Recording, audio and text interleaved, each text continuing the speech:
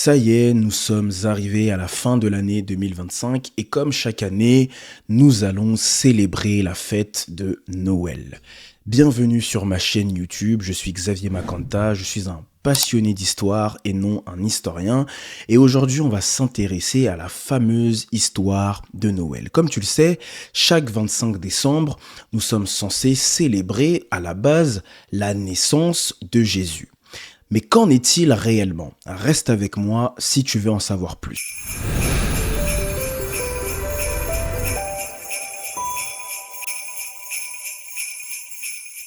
Noël aujourd'hui est associé à la naissance de Jésus-Christ. Célébrée le 25 décembre, cette date est devenue une évidence culturelle répétée chaque année et intégrée au calendrier civil, religieux et scolaire, au point de sembler intouchable et immuable. Pourtant, lorsqu'on revient aux sources, un premier constat s'impose, c'est que aucun texte biblique ne donne la date de naissance exacte de Jésus-Christ. Ni les évangiles, ni les écrits des premiers chrétiens ne mentionnent le 25 décembre, ni même une période clairement identifiable. L'évangile de Luc d'ailleurs, dans Luc chapitre 2 au verset 8, apporte un détail concret. Il indique que la nuit de la naissance, des bergers gardaient leurs troupeaux dans les champs.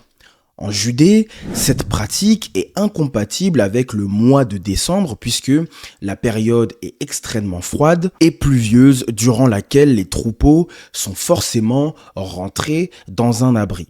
Cet élément replacé dans son contexte climatique et agricole conduit à une conclusion simple, la naissance de Jésus n'a pas eu lieu en hiver. Alors si Jésus n'est pas né le 25 décembre, et si cette date ne vient pas des textes, alors une autre question s'impose. D'où vient réellement Noël et pourquoi cette fête est-elle associée à la naissance du Christ? Pour le comprendre, il va falloir remonter bien avant le christianisme.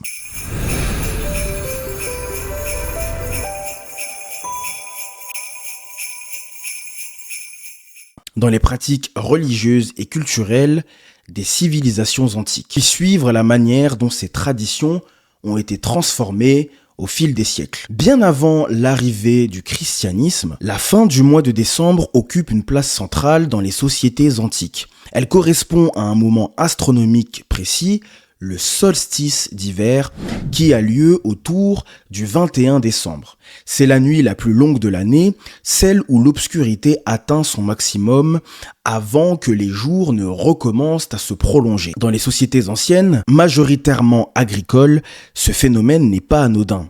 Le soleil conditionne les récoltes, la survie, l'ordre du monde, et sa disparition progressive à l'approche de l'hiver est perçue comme une menace. Tandis que son retour est vécu comme une réelle renaissance. Cette période devient donc un moment clé chargé de rites, de célébrations et de symboles liés à la lumière. De nombreuses civilisations marquent ce moment par des fêtes. En Europe du Nord, les fêtes germaniques célèbrent Yule, une fête liée au feu, à la verdure persistante et au retour du soleil. Dans le monde romain, cette période est dominée par les Saturnales. Célébrées entre le 17 et le 23 décembre, ces fêtes suspendent temporairement l'ordre social. Les banquets se multiplient, les cadeaux sont échangés et les hiérarchies sont symboliquement inversées. Les esclaves deviennent des maîtres et les maîtres deviennent des esclaves pendant cette période. Elle constitue l'un des temps forts du calendrier romain. Au IIIe siècle, cette symbolique solaire est renforcée par le pouvoir impérial, puisqu'en 274, l'empereur Aurélien instaure officiellement le culte du Sol Invictus. Ainsi, bien avant d'être associé à la naissance de Jésus, le 25 décembre correspond à une date qui met en avant une fête déjà célébrée par les peuples antiques. Lorsque le christianisme commence à se diffuser, il se diffuse dans un monde où ces dates sont déjà mises en avant. Noël ne naît donc pas d'un vide culturel, mais dans un calendrier déjà structuré par des siècles de tradition solaire.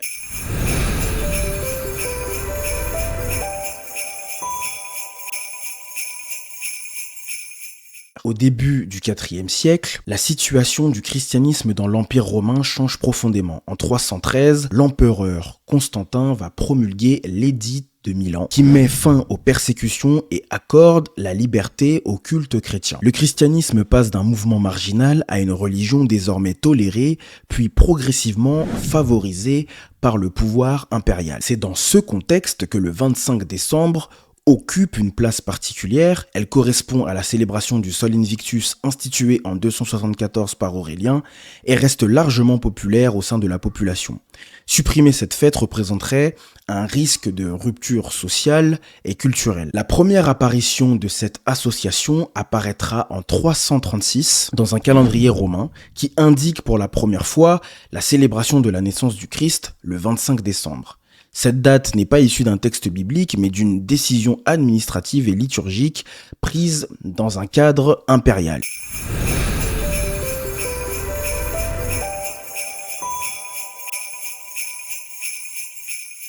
Alors d'où viennent les symboles de Noël, que ce soit les cadeaux, le sapin, les guirlandes célébrés par les Germaniques? Yule est lié à la végétation persistante. Les arbres qui restent verts en hiver comme le sapin sont perçus comme des symboles de vie, sont décorés de branches, de fruits ou de rubans afin d'honorer la nature qui résiste à la mort hivernale. Cette pratique est à l'origine du sapin de Noël. Dans le monde romain, les Saturnales célébrées entre le 17 et le 23 décembre jouent un rôle comparable.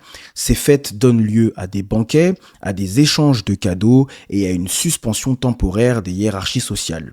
Offrir des présents est alors un geste rituel destiné à attirer la prospérité et à renforcer les liens sociaux. La tradition des cadeaux de Noël s'inscrit directement dans cet héritage. Les décorations et les lumières trouvent également leur origine dans ces fêtes pré-chrétiennes.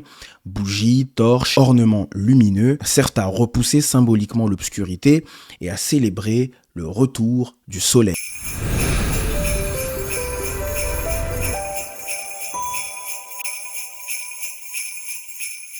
On va s'intéresser au plus important, la figure du Père Noël.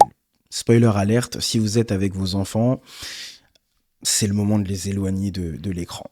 Alors le Père Noël, il est souvent coiffé d'un bonnet, comme j'ai là sur la tête, un joli bonnet rouge et blanc. Mais d'où vient le Père Noël? D'où viennent ces traditions? De la cheminée, de laisser un verre de cookies avec du lait.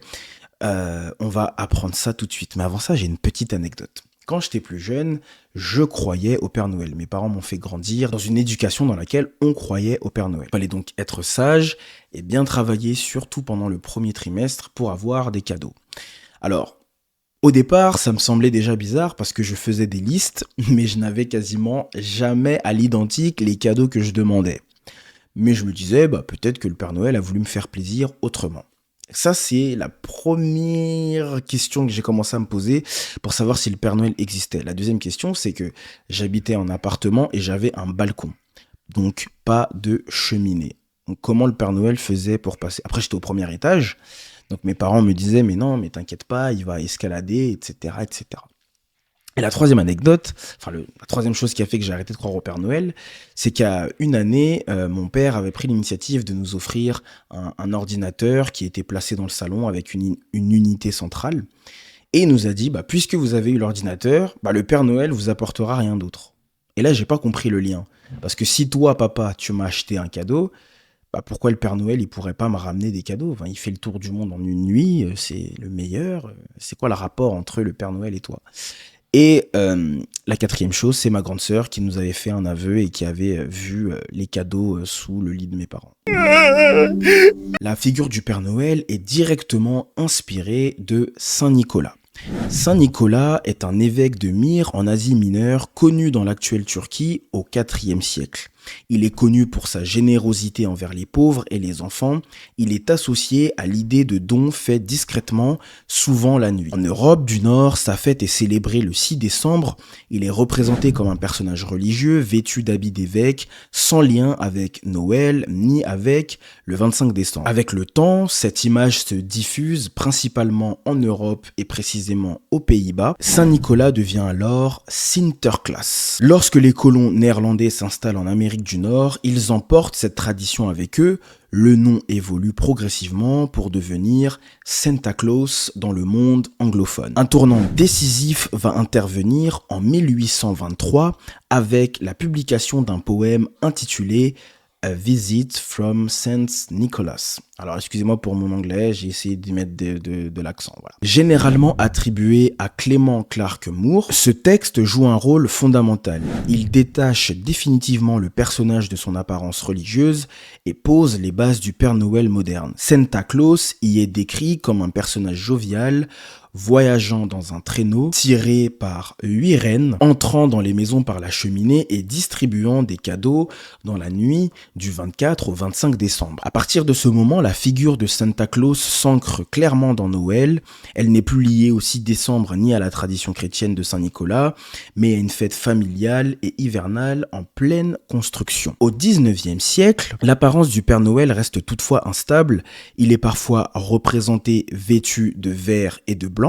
C'est l'illustrateur Thomas Nast qui, à partir de 1863, contribue à stabiliser cette figure dans le magazine Harper's Weekly. Il représente Santa Claus avec une barbe blanche, un ventre rond et il attribue une résidence au pôle Nord, ainsi qu'une liste d'enfants sages qui méritent les cadeaux.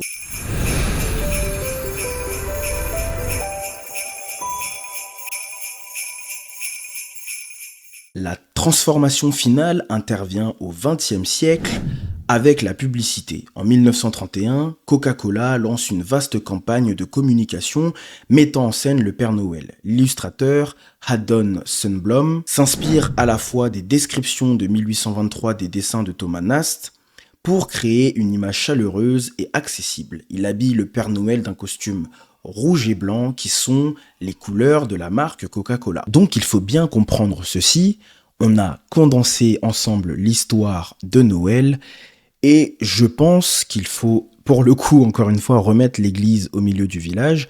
C'est une fête qui peut être bien utilisée pour passer des moments en famille, pour s'offrir des présents, peut-être même un rappel pour la foi chrétienne, pour ceux qui sont de confession chrétienne.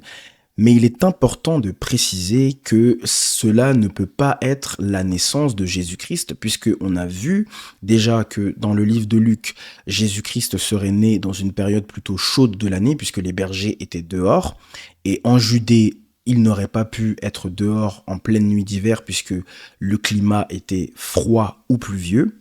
Et ensuite, la Bible ne mentionne nulle part que le 25 décembre, c'est la naissance de Jésus. Il y a une branche chrétienne au Congo qui sont les chrétiens kimbanguistes qui ont pour confession de foi le fait que Simon Kimbangu, un prophète très puissant de la République démocratique du Congo, est considéré comme étant Dieu.